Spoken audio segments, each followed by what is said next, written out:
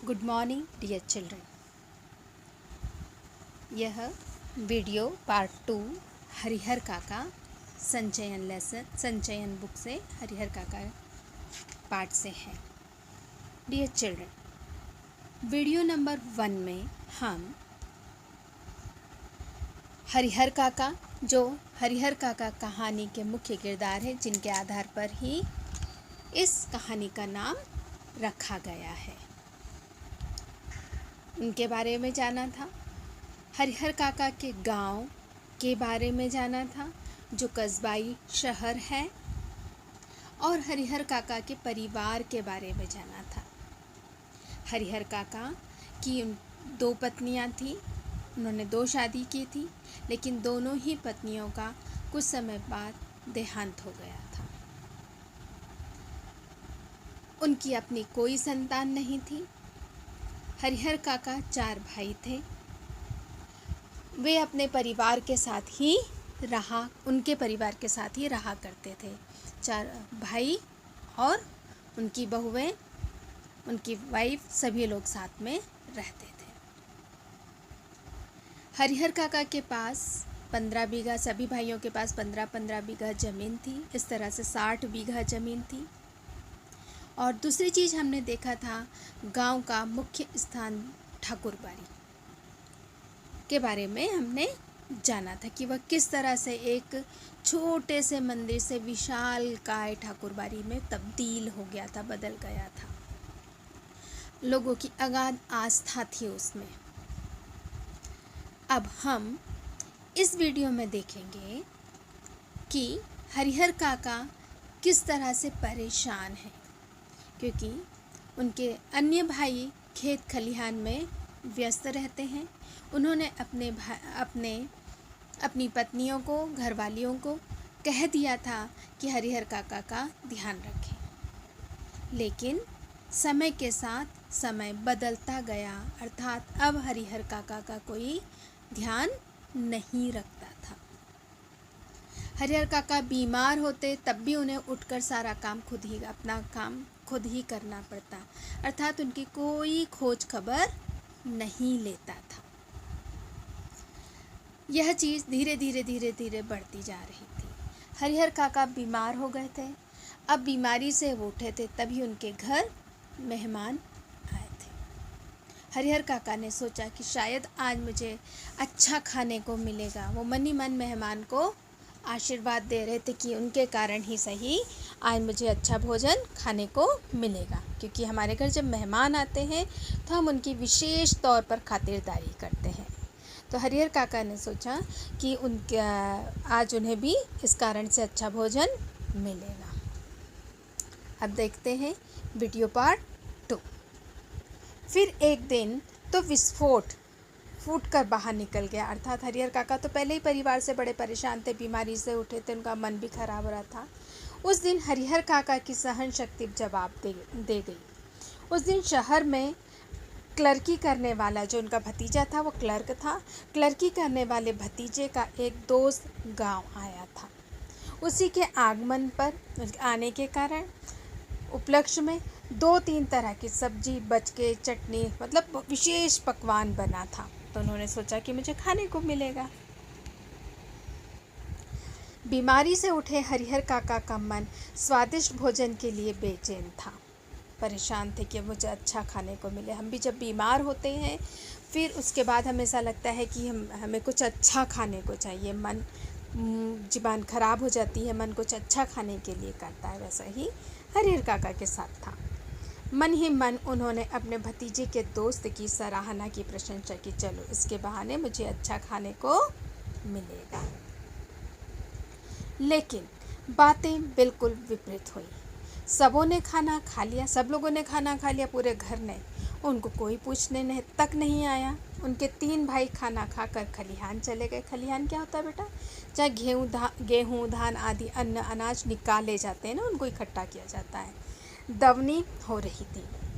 इस बात की प्रतिक्रिया है ना, निकाले जा रहे थे फसल से गेहूँ, और ये अनाज निकाला जा रहा था। इस बात से इस बात के प्रति निश्चिंत बेफिक्र थे उनके भाई कि हरिहर काका को तो पहले ही खिला दिया गया होगा, तो उन्होंने खाने के लिए उनसे पूछा ही नहीं। अंत में हरिहर काका ने स्वयं, जब किसी ने नहीं पूछा, हरिहर काका भूखे बैठे रहे, इंतज़ार करते रहे, तब हरिहर काका स्वयं दालान के कमरे में से निकल कर, जहाँ वो रहते थे उस जगह को दालान कहते हैं, जो घर के बाहर मर्दों के रहने का, जेंट्स के रहने का स्थान था, दालान है ना, वहाँ से निकले, हवेली में प्रवेश किया। तब उनके छोटे भाई की पत्नी ने रूखा सूखा खाना लाकर उनके सामने परोस दिया। भात, मट्ठा और अचार, चावल, अचार और छाछ। ठीक है। हरिहर काका बड़े, पहले उनकी बहुत इच्छा हो रही थी बीमारी से उठने के कारण कि कुछ अच्छा अच्छा खाने को मिलेगा। उन्हें बड़ा ही गुस्सा आ गया रूखा सूखा खाना देखकर।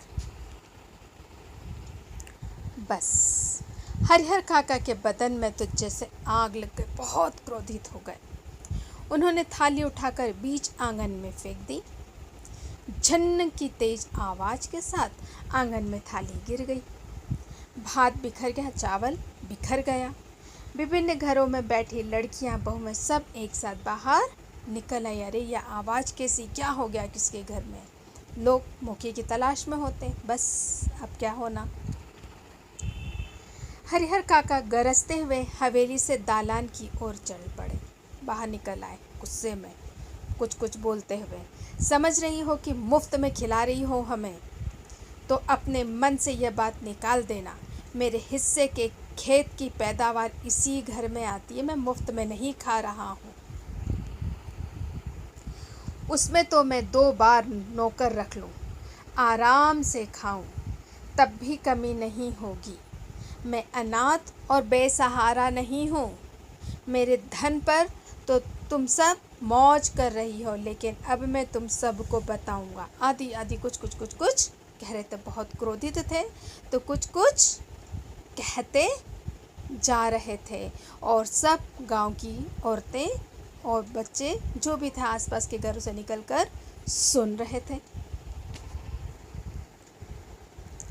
हरिहर काका जिस वक्त यह सब बोल रहे थे, उस वक्त ठाकुरबाड़ी के पुजारी जी उनके दालान में, ठाकुरबाड़ी है ना जो उनके घर, उनके गांव का मंदिर था, वहाँ के एक पुजारी जी उनके दालान पर विराजमान थे, बैठे थे, उपस्थित थे। वार्षिक हुमाद, हवन में प्रयुक्त होने वाली सामग्री के लिए वह घी और शकील लेने आए थे, समिधा वगैरह। लौटकर उन्होंने महंत जी को विस्तार के साथ सारी बातें बताई। अब पंडित जी ने सारी बातें सुन ली थी उनके दालान पर, हरिहर काका के दालान पर, और उन्होंने फटाफट आकर ठाकुरबाड़ी में आए, महंत जी को, जो उनका वहाँ के बड़े पुजारी थे, उनको आकर बताया। इधर पुजारी जी ठाकुरबाड़ी में आए, उन्होंने महंत जी को सारी बातें बताई। महंत जी उनके कान खड़े हो गए, सावधान हो गए। वाह, मौका आ गया है। वह दिन उन्हें बहुत शुभ लगा कि उनका स्वार्थ पूरा होगा। उस दिन को उन्होंने ऐसे ही गुजर जाने देना उचित नहीं समझा। उन्होंने सोचा मौके का फ़ायदा उठाया जाए। तत्क्षण उसी समय तत्काल टीका तिलक लगाया, कंधे पर राम नामी लिखी चादर, कंधे पर राम लिखी नामी चादर डालकर ठाकुरबाड़ी में चल पड़े। थोड़ा अच्छा सा हुलिया अपना, जैसे पंडित लोग, पुजारी लोग दिखावटी रूप अपना जो बनाते हैं, बना लिया अपना बढ़िया, और चल दिए। संयोग से किस्मत अच्छी थी, हरिहर काका के दालान तक नहीं जाना पड़ा उन्हें। रास्ते में ही हरिहर काका मिल गए। गुस्से में घर से निकलकर खलिहान की ओर जा रहे थे अपने भाइयों के पास, लेकिन महंत जी ने उन्हें खलिहान की ओर नहीं जाने दिया, क्योंकि उन्हें तो मौके का फ़ायदा उठाना था, घर में फूट डालनी थी और अपना उल्लू सीधा करना था, अपना स्वार्थ सिद्ध करना था। अपने साथ ठाकुरबाड़ी ले आए। फिर एकांत खाली कमरे में उन्हें बैठा खूब प्रेम से समझाने लगे, खूब प्यार से, मीठी मीठी बातें। हरिहर, यहाँ कोई किसी का नहीं है, सब माया का बंधन है, मोह माया है। तू तो धार्मिक प्रवृत्ति का आदमी, तुम तो धार्मिक हो। मैं समझ नहीं पा रहा हूँ कि तुम इस बंधन में कैसे फंसे हुए हो। ईश्वर की भक्ति में लगाओ, उसके सिवाय कोई तुम्हारा अपना नहीं है। पत्नी, बेटे, भाई, बंधु सब स्वार्थी हैं। जिस दिन उन्हें लगेगा कि तुमसे उनका स्वार्थ साधने वाला नहीं है, मतलब अब तुम्हारा उनका कोई स्वार्थ तुमसे नहीं बचा, तो उस दिन तुम्हें वे पूछेंगे भी नहीं। इस तरह से बहला फुसला रहे हैं। इसलिए ज्ञानी, संत, महात्मा ईश्वर के सिवाय किसी और में प्रेम नहीं लगाते, है ना। इसलिए ज्ञानी लोग कहते हैं, ज्ञानी हो, जो संत हो, महात्मा हो, ईश्वर के सिवाय किसी और में वे नहीं फंसते हैं, मोह माया में नहीं फंसते हैं। तुम्हारे हिस्से में 15 बीघे खेत है, उसी के चलते तुम्हारे भाई के परिवार तुम्हें पकड़े हुए हैं। उस 15 बीघा जमीन का कमाल है, खेत जो है उसका कमाल है, जो उन्होंने तुम्हें अपने साथ रखा हुआ है। नहीं तो वो तुम्हें चाहते भी नहीं, पूछते भी नहीं। तुम एक दिन कह कर तो देख लो कि अपना खेत उन्हें ना देकर दूसरे को लिख दोगे, वह तुमसे बोलना बंद कर देंगे, खून का रिश्ता खत्म हो जाएगा। तुम्हारे भले के लिए मैं बहुत दिनों से सोच रहा था, लेकिन संकोचवश कुछ कह नहीं रहा था। मुझे झिझक हो रही थी कि मैं तुमसे कुछ नहीं बोल पा रहा था, लेकिन मैं तुम्हारा फ़ायदा बता रहा हूँ कि सिर्फ और सिर्फ स्वार्थ के लिए उन्होंने रिश्ता तुमसे जोड़ रखा है। इस तरह से महंत जी हरिहर काका को समझा रहे थे, बहला रहे थे, फुसला रहे थे, उनके दिमाग में कुछ और भरने की कोशिश कर रहे थे। आज कह देता हूँ, तुम अपने हिस्से का खेत ठाकुर जी के नाम लिख दो, सीधे बैकुंठ स्वर्ग में जाओगे। स्वर्ग में तीनों लोकों में तुम्हारी कीर्ति प्रसिद्धि होगी, सब तुम्हें जगमगा उठेगी, सब तुम्हें पूजेंगे। जब तक यह प्रकृति रहेगी, अर्थात सूरज चांद रहेंगे, तब तक तुम्हें लोग याद करेंगे। मतलब प्रकृति रहने तक तुम्हें याद किया जाएगा। भाई बंधु कब तक याद करेंगे? यहाँ तुम जमीन उनके नाम लिखी हो, तुम्हें भूले। लेकिन अगर तुमने ठाकुर बारी के नाम लिखी, तो जब तक यह प्रकृति है तब तक तुम पूछे जाओगे, अर्थात तुम अमर हो जाओगे। हरिहर काका को बहला रहे हैं महंत जी। ठाकुर जी के नाम पर जमीन लिख देना तुम्हारे जीवन का महादान होगा, सबसे बड़ा दान होगा। साधु संत तुम्हारे पांव पखारेंगे, पूजेंगे तुम्हें, पांव धो धो कर पिएंगे। सभी तुम्हारा यशोगान करेंगे, तुम्हारी प्रसिद्धि होगी, तुम्हारा यह जीवन सार्थक हो जाएगा। अपनी शेष जिंदगी तुम इसी ठाकुरबारी में गुजारना, तुम्हें किसी भी चीज़ की कमी नहीं होगी। तो जितना जो कर सकते थे महंत जी, जिस तरह से अपने बातों के जाल में फंसा सकते थे, हरिहर काका को फंसा रहे हैं। कहते हैं आगे, एक मांगोगे तो 4 हाजिर की जाएगी। हम तुम्हें सिर आँखों पर उठा के रखेंगे। सिर आँखों पर उठाना, दैट इज़ मुहावरा, अर्थात हम तुम्हारी हर बात मानेंगे। ठाकुर जी के साथ साथ तुम्हारी भी आरती लगाएंगे। भाई का परिवार तुम्हारे लिए कुछ भी नहीं करने वाला है, तुम्हारा भरपूर ध्यान रखा जाएगा। यहाँ पता नहीं पुनर्जन्म में, पिछले जन्म में तुमने कौन सा पाप किया था कि तुम्हारी दोनों पत्नियां अकाल मृत्यु को प्राप्त हुआ, अचानक उनकी मृत्यु हो गई। तुमने औलाद का मुंह तक नहीं देखा, तुम्हारे पास कोई औलाद नहीं, कोई अपनी संतान नहीं है तुम्हारी। अपना यह जन्म तुम बिना कारण के मत बिताओ। ईश्वर को एक भर दोगे, थोड़ा सा दोगे ईश्वर को, तो वो तुम्हें 10 भर देगा, अर्थात 10 गुना करके लौटाता है। मैं अपने लिए तुमसे नहीं मांग रहा, मुझे तो कुछ भी नहीं चाहिए, मैं तो सन्यासी हूँ भाई।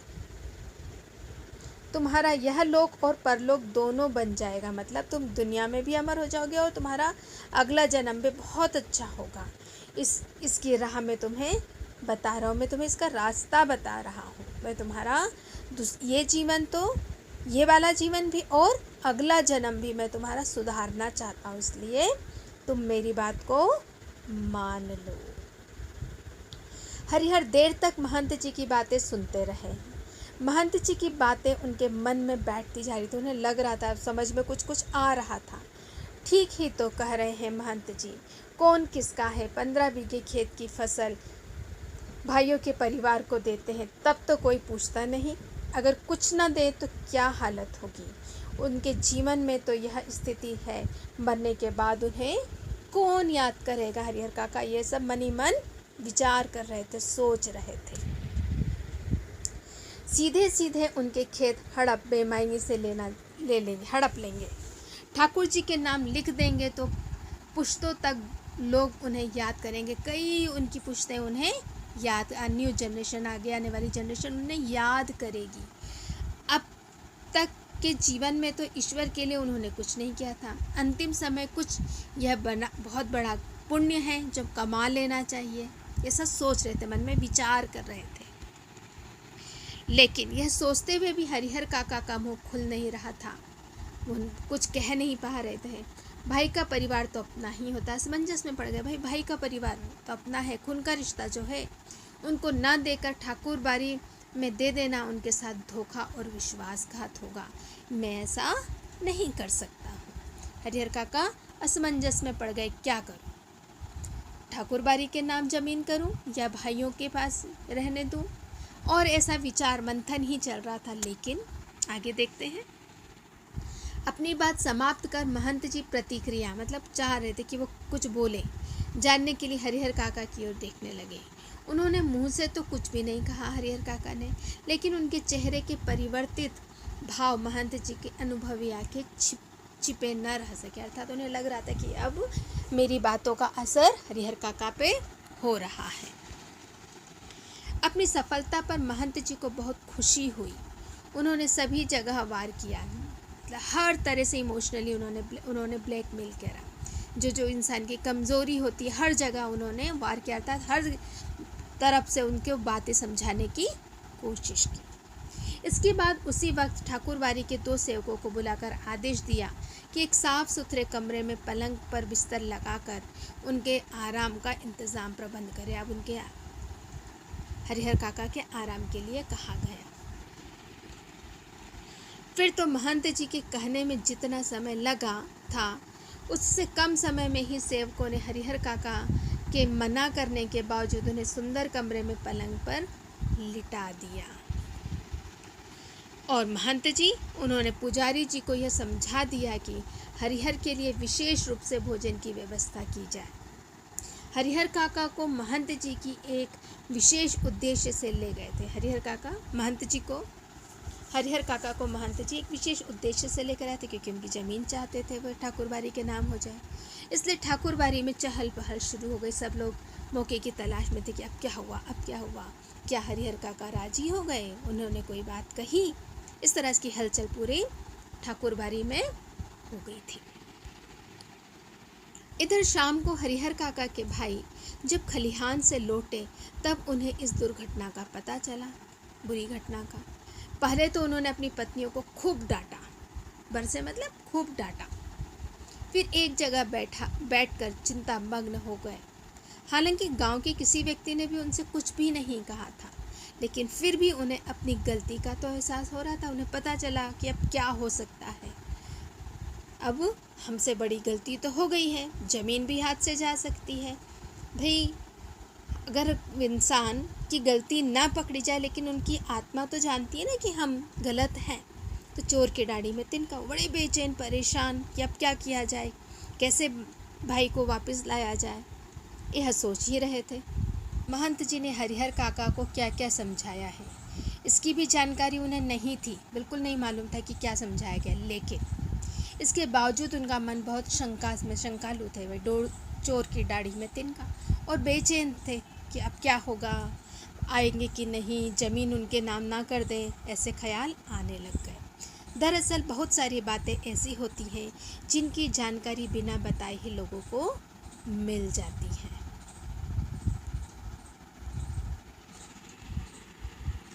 शाम गहराते गहराते हरिहर काका के तीनों भाई ठाकुर बारी पहुँचे।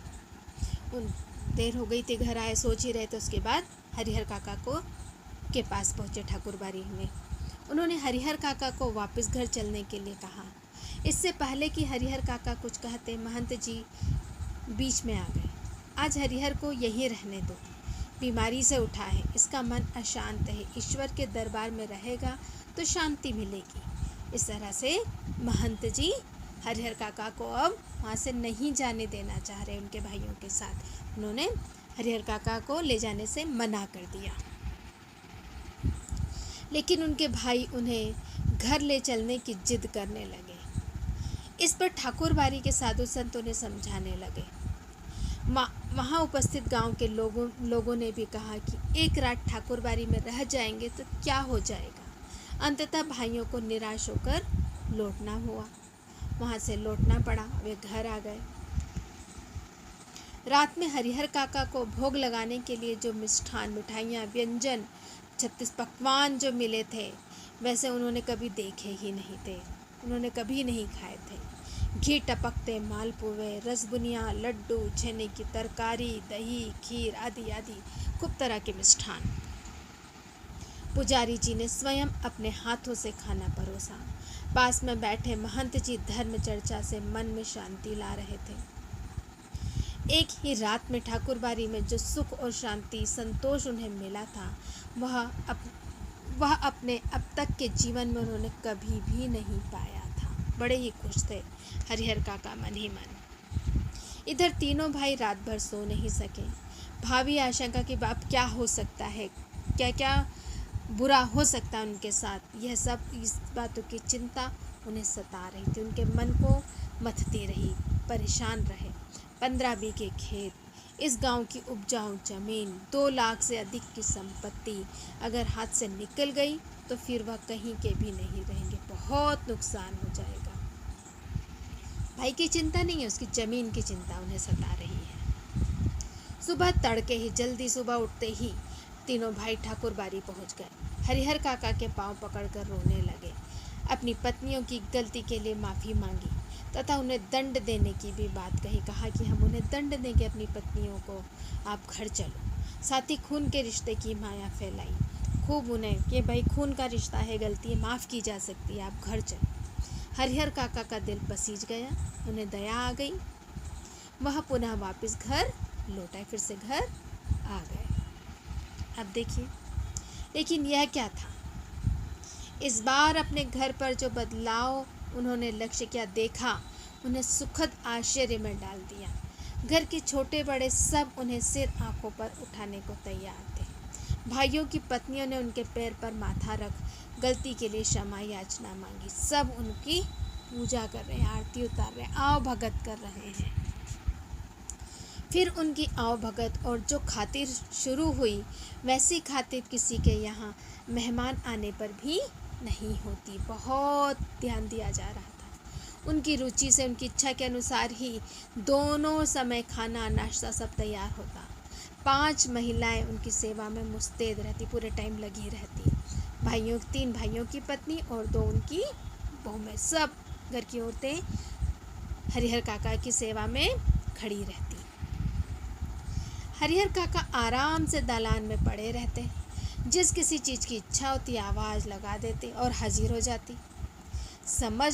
वे समझ गए थे कि यह सब महंत जी के चलते ही हो रहा। महंत जी जो मुझे वहाँ ले गए थे, उसी कारण हो रहा है। क्योंकि उनकी बुद्धि बहुत तीव्र थी, उन्होंने दुनिया को देखा हुआ था।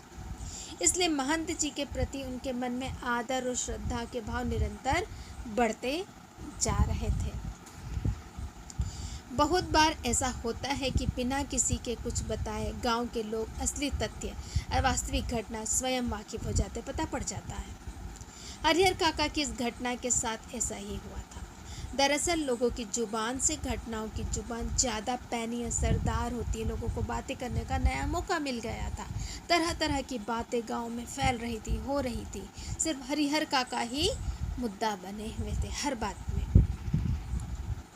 घटनाएं स्वयं ही बहुत कुछ कह देती हैं। लोगों की कहने की ज़रूरत नहीं रहती। ना तो गांव के लोगों से महंत जी ने ही कुछ कहा था और न ही हरिहर काका के भाइयों ने। इसके बावजूद गांव के लोग सच्चाई से अवगत थे, उन्हें सब पता था, सब भाप गए थे, सब देख ली थी हालत। फिर तो गांव की बैठकों में बातों का जो सिलसिला निकला, उसका कहीं कोई अंत नहीं। हर जगह उन्हीं का प्रसंग शुरू। कुछ लोग कहते हैं कि हरिहर को अपनी ज़मीन, अब लोगों ने भी अपनी राय देना शुरू कर दी है ना, ठाकुर जी के नाम लिख देनी चाहिए। इससे अच्छा तो कुछ होगा ही नहीं उत्तम। उनकी कीर्ति होगी, वह अमर हो जाएंगे। लोग फ्री फोकट की सलाह। बातें। इसके विपरीत दूसरा जो लोग थे, कुछ लोगों की मान्यता थी कि भाई का परिवार तो अपना है, अपना ही होता है, भाई खून का रिश्ता खून का रिश्ता होता है, अपनी जायदाद उन्हें न देना उनके साथ अन्याय करना होगा, खून के रिश्ते के बीच दीवार बनानी होगी। जितने मुंह उतनी बातें, ऐसा जबरदस्त मसला पहले कभी नहीं मिला था लोगों को, इसलिए लोग मौन होना ही नहीं चाह रहे थे। खूब बातें चर्चा हो ही रही थी, अपने अपने तरीके से समाधान भी ढूंढ रहे थे और प्रतीक्षा कर रहे थे कि कुछ घटित हो, नया कुछ घटे।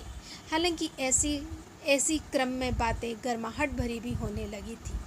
कुछ लोगों में थोड़ी सी गर्माहट भरी, मतलब थोड़ा गुस्से में, जोश में, नहीं ऐसा नहीं, ऐसा होना चाहिए, ऐसा नहीं, ऐसा होना चाहिए। दो गुट बन गए थे कि एक ठाकुरबाड़ी की तरफ और एक उनके परिवार की तरफ। लोग प्रत्यक्ष और परोक्ष, प्रत्यक्ष जो सामने दिखाई दे, परोक्ष जो सामने ना दिखाई दे, रूप से दो वर्गों में बंटने लगे थे। कई बैठक में दोनों वर्गों के बीच आपस में तू में लड़ाई झगड़ा भी बात होने लगता। एक वर्ग के लोग चाहते थे कि हरिहर काका अपने हिस्से की ज़मीन ठाकुर जी के नाम लिख दें, तो दूसरे तब यह ठाकुरबाड़ी न सिर्फ इस इलाके में सबसे बड़ी ठाकुरबाड़ी होगी, बल्कि पूरे राज्य में, स्टेट में इसका कोई मुकाबला नहीं होगा। इस वर्ग के लोग धार्मिक संस्कारों के लोग थे, साथ ही किसी न किसी रूप में ठाकुरबाड़ी से वे जुड़े हुए थे।